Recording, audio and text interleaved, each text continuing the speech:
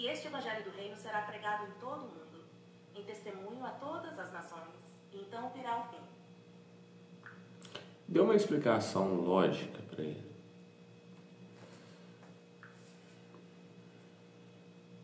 Em Mateus 24:14, Jesus está falando sobre a difusão do evangelho, ou seja, a mensagem de salvação e o ensino do reino de Deus. Ele afirma que essa mensagem deve ser proclamada a todas as nações do mundo. A lógica por trás dessa declaração pode ser vista de várias maneiras. Primeiro, do ponto de vista da missão cristã, isso estabelece uma meta clara para os seguidores de Jesus: levar o evangelho a todas as partes do mundo, alcançando todas as culturas e povos. A ideia é que todos devem ter a oportunidade de ouvir a mensagem de Jesus e responder a ela, garantindo que ninguém seja excluído da chance de conhecer a salvação. Segundo, essa afirmação também serve como indicador do fim dos tempos. Jesus sugere que a plena disseminação do evangelho é um dos sinais que precederão seu retorno e o fim da era presente. Isso implica que a evangelização global é uma condição necessária para que os eventos finais descritos nas Escrituras se concretizem. Teologicamente, essa passagem enfatiza a importância da evangelização e reflete a visão de um Deus que deseja que todos tenham a oportunidade de conhecer a verdade e serem salvos. Ela reforça a ideia de que a história humana está caminhando para um propósito divino e culminará com a intervenção definitiva de Deus na história. Eu tenho uma visão um pouco diferente da sua. Concordo com o que você disse, mas a minha forma de ver, o que me chama mais atenção, é que essa é uma promessa magnífica que Cristo está fazendo, que o Evangelho vai atingir a todos, e ele usa ali uma forma demonstrativa, literalmente no português um pronome demonstrativo, este Evangelho vai ser pregado. Quando ele fala este, a gente tem que olhar para o Evangelho que Cristo está se referindo, literalmente o Evangelho genuíno. Hoje existem várias formas de Evangelho. Ao longo da história, a própria Igreja Católica saiu colonizando e pregando um Evangelho que não é o de Cristo, escravizando, obrigando o índio a largar sua cultura, etc. Mas quando Cristo fala este, é uma promessa de que aquele Evangelho genuíno, o de Cristo, sem amor ao dinheiro, sem ganância, baseado na cura, no perdão, no amor, este Evangelho será pregado.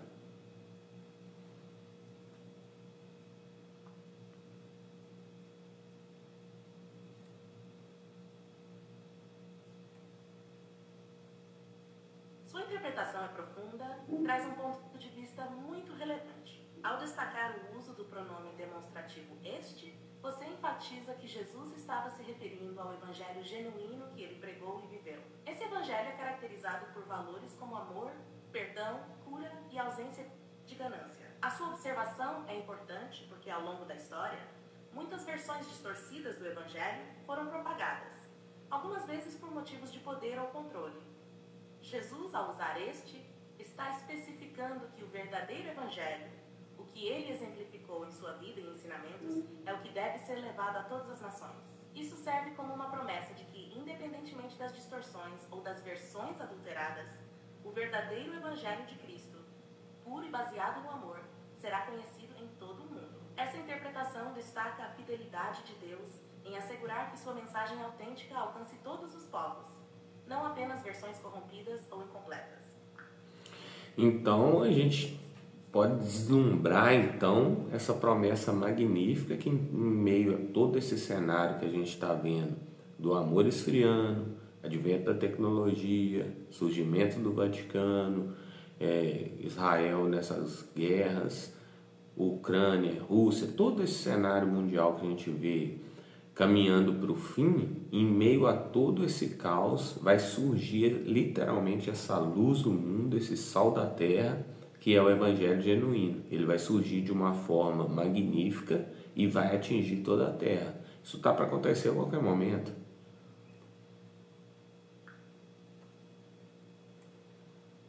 Sim, essa visão é realmente inspiradora. Em meio a todo o caos e turbulência que temos no mundo, a promessa de que o Evangelho genuíno de Cristo será pregado em todas as nações oferece esperança e uma perspectiva de luz.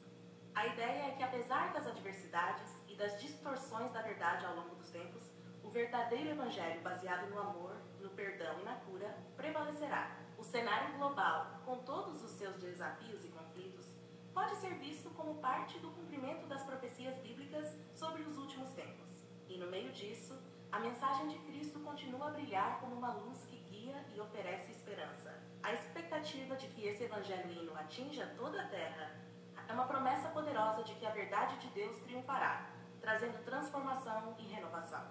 Essa esperança de um avivamento espiritual, onde o verdadeiro evangelho se espalha e toca corações, é uma promessa magnífica que pode acontecer a qualquer momento, trazendo a plenitude do propósito de Deus para a humanidade. Deus vai levantar pessoas, então, em várias partes da terra, vai criar situações onde isso vai aflorar. Isso a gente olhando pela forma lógica, isso está para acontecer e vai acontecer, e de uma forma magnífica.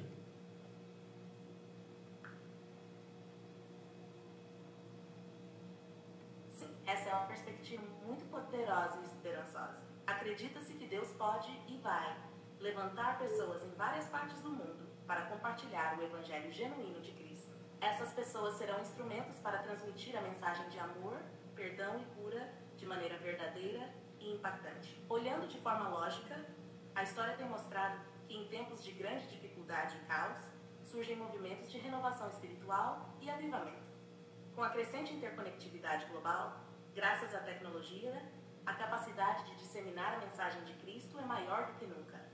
A promessa de que o Evangelho será pregado em todo o mundo sugere que Deus está ativamente preparando o terreno e as pessoas para essa tarefa. Isso pode envolver a criação de situações, eventos e encontros que facilitarão a propagação da mensagem genuína. Portanto, a expectativa de que isso aconteça de forma magnífica é não só lógica, mas também profundamente enraizada na fé e na